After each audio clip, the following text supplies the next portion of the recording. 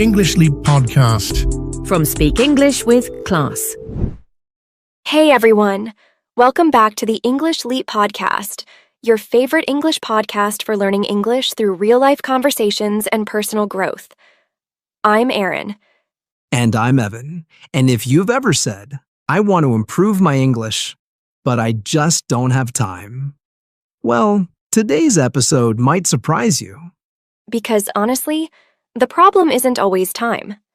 Sometimes it's how we spend our time, especially in the evenings. So let me ask you this. What do you usually do when you get back from work or school? Be honest. You come home, maybe change your clothes, grab a snack, and then what? Okay, I'll go first. And this might sound familiar.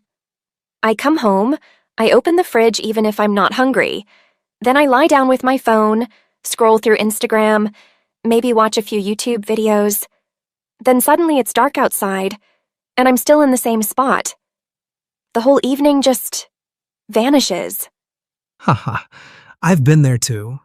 For the longest time, my evenings felt like this foggy blur, relaxing maybe, but also kind of disappointing.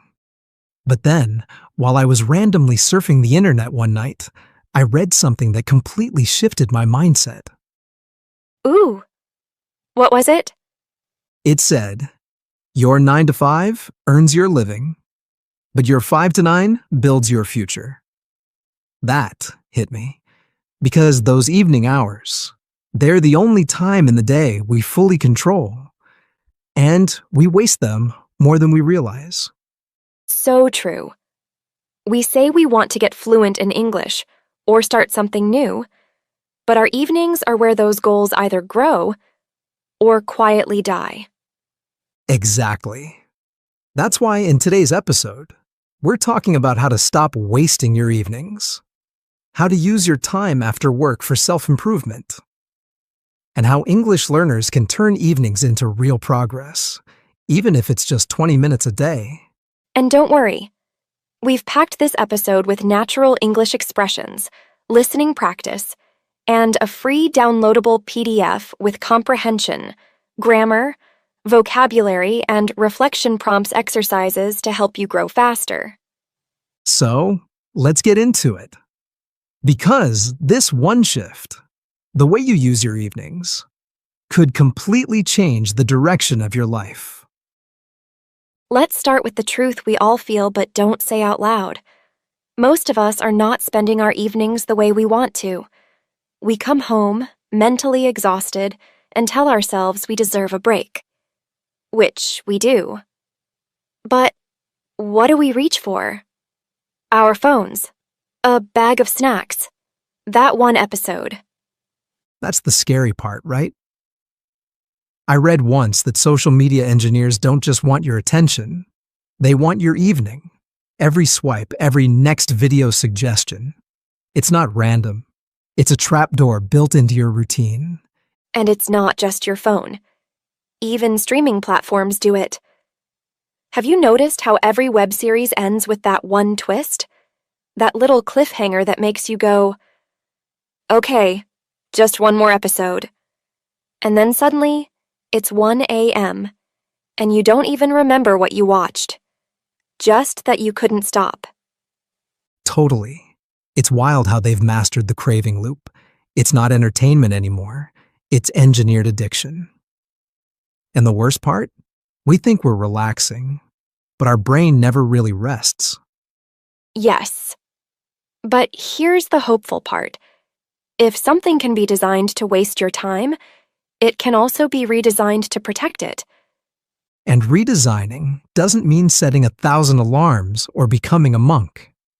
It starts with one simple habit, naming your evening. Just that. Instead of saying, I'll chill, say, from 7 to 8, I recharge. From 8 to 9, I learn or move. Giving time a name gives it purpose. It's like reclaiming territory you didn't even realize you'd lost. It's almost like drawing a border around your peace. And once you do that, you'll start noticing how much of your evening has been silently hijacked. And the crazy thing is, it's not just apps or shows. It's the entire space around you. Your room, your lights, your sounds. Everything around you is silently choosing what happens next. Yeah.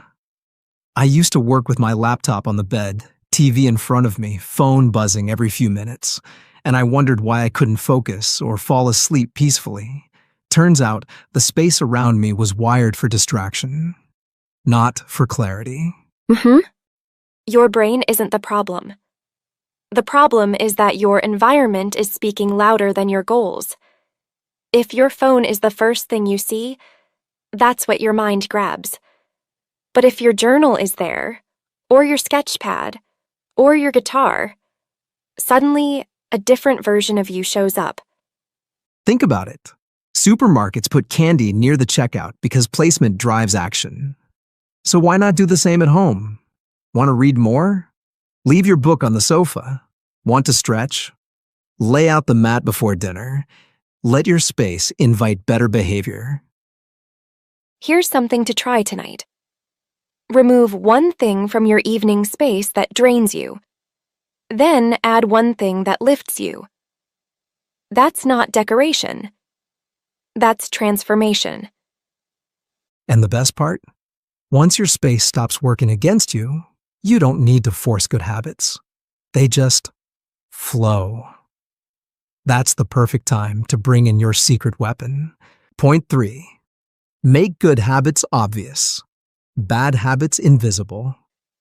So I started uninstalling Instagram every evening at 6. Sounds extreme, but I'd reinstall it the next day if I needed to. At night, it just wasn't worth the energy it sucked out of me. That's genius. I did something similar. I moved my phone charger to the kitchen. So now, if I want to scroll in bed, I literally have to get up. I'm not saying I never scroll, but I scroll less. Because now, my laziness works in my favor. And here's a twist I love. Don't just remove the bad, highlight the good. I started leaving my drawing tablet right on the table. Now, when I sit down, I don't even have to decide what to do.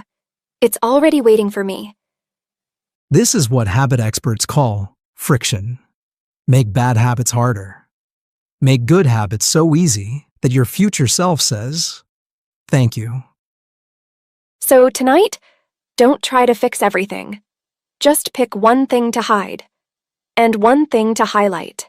That's not just behavior change. That's self-respect in action. Yeah. And the more you do that, even in small ways, the more you start feeling like you're back in control. And once you've created even a little space in your evening, the question becomes, what do you fill it with? That's where we move into something people rarely think about.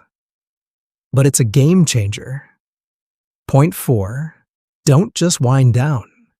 Create a closing ritual. Oh, yes. So many people confuse winding down with zoning out, like lying on the couch with random YouTube videos playing while scrolling Instagram. But that's not winding down. That's fading out. There's no closure in it. It's like falling asleep during a conversation without ever saying goodbye. Exactly. And your brain needs that closure. When you create a simple ritual to end your day, not for productivity, but for peace, your nervous system gets the message.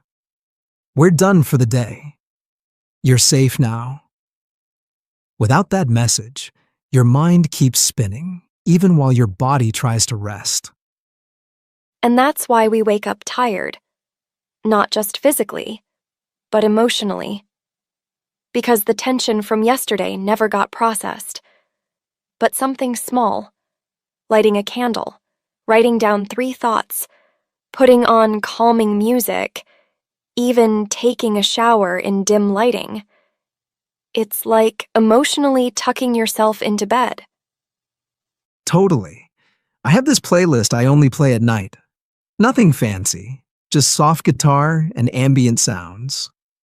But now, the moment I hit play, my body starts letting go. That's the power of repetition. Over time, it becomes a habit that doesn't just help you sleep. It helps you heal. Yes.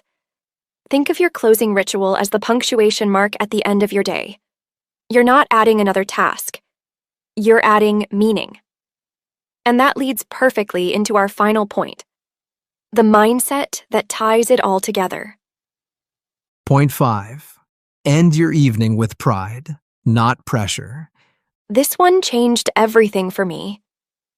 Because honestly, I used to go to bed every night with this list in my head of what I didn't do. Didn't reply to that email, didn't finish my to-do list, didn't work out, and I'd fall asleep feeling like I failed. Same here. And the sad part is, I did a lot. But I couldn't feel proud of it, because I was judging the day by what was left unfinished instead of what I carried through. And that pressure, it ruins rest. You can't feel proud and guilty at the same time. That's why I started asking myself one simple question before bed. What did I do today that honored me? Sometimes it's as small as, I didn't check my email after dinner, or I cooked something fresh instead of ordering out. That one line helps me end the day with self-trust, not self-criticism. We often think pride comes from big wins, but the quiet victories, saying no when it's hard, stopping at one episode, choosing to stretch instead of scroll, those are the wins that build your identity, that tell you, I show up for me. So if your evenings have been feeling messy or meaningless, maybe tonight, instead of chasing a perfect routine, you just give yourself permission to end the day with kindness.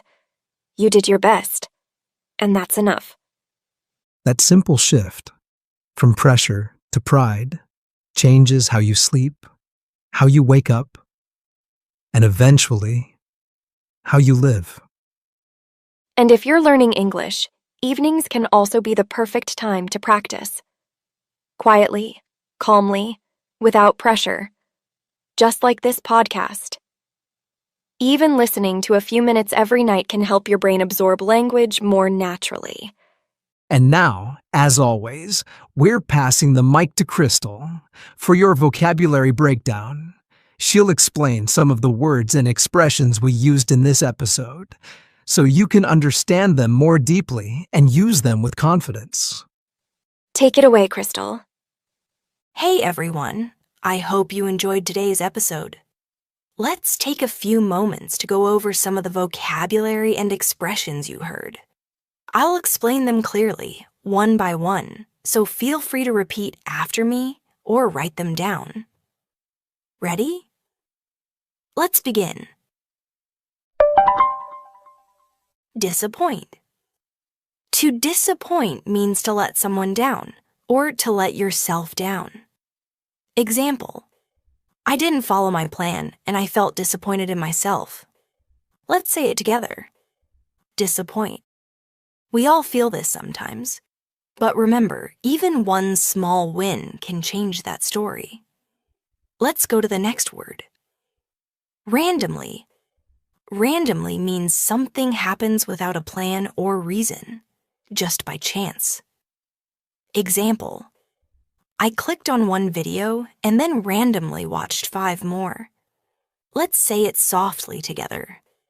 Randomly. When things happen randomly, we lose our sense of control, but we can always take them back. Moving on to the next one. Vanish. To vanish means to disappear completely, almost like magic. Example: my evening vanished before I realized how late it got. Let's say it gently together. Vanish. Time doesn't shout when it leaves. It just vanishes. That's why awareness matters. All right, let's continue. Exhausted. Exhausted means you're not just tired, you're drained, physically or emotionally. Example: she was so exhausted after work, she didn't even eat dinner. Let's say it slowly together. Exhausted. Being exhausted is your body's way of asking for kindness. Next, we have a really visual one. Trapdoor. A trapdoor looks normal on the outside, but drops you somewhere unexpected. Example: social media is like a trapdoor in your routine. It pulls you in before you know it. Let's say it clearly together. Trapdoor. Some distractions don't look dangerous until you've already fallen through. Let's look at the next one. Cliffhanger. A cliffhanger is when a story ends with suspense, so you have to know what happens next. Example: the episode ended on a cliffhanger, so I stayed up watching the next one. Let's say it gently together. Cliffhanger. Cliffhangers pull us forward, but sometimes they pull us away from our peace. Now let's explore something empowering. Reclaim. To reclaim means to take back something that was yours, like your time or your energy. Example: she reclaimed her evenings by turning off notifications after 7 p.m. Let's say it proudly together. Reclaim. This word reminds you your time belongs to you. Next word coming up. Placement.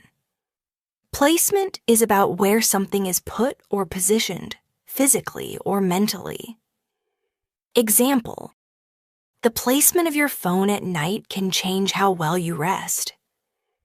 Let's say it together. Placement. Even small changes in placement can shift how we feel inside. Let's keep going. Zone out. To zone out means to lose focus, when your body is there, but your mind drifts away. Example: he zoned out on the couch and barely noticed 2 hours pass. Let's say it slowly together. Zone out. Zoning out feels like rest, but often it just leaves you emptier.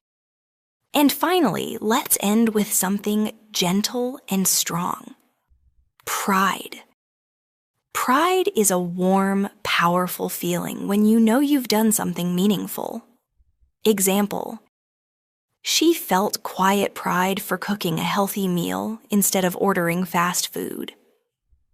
Let's say it together. Pride. You don't need applause. Pride grows quietly inside when you show up for yourself. That's it for today's breakdown. Remember, even learning one word deeply is better than memorizing 10 you forget tomorrow. So come back to these words during the week. Speak them, write them, feel them. You're not just learning English. You're building a lifestyle that respects your time, your energy, and your future. Thank you, Crystal. And thanks to all of you for being with us today. We hope this episode gave you something to think about and something to change. Take care of your evenings, and they'll take care of you. We'll see you in the next one. Until then, take care and goodbye. Your progress doesn't end here. To continue advancing your English skills, click on the next video or explore the additional videos we've thoughtfully selected for you.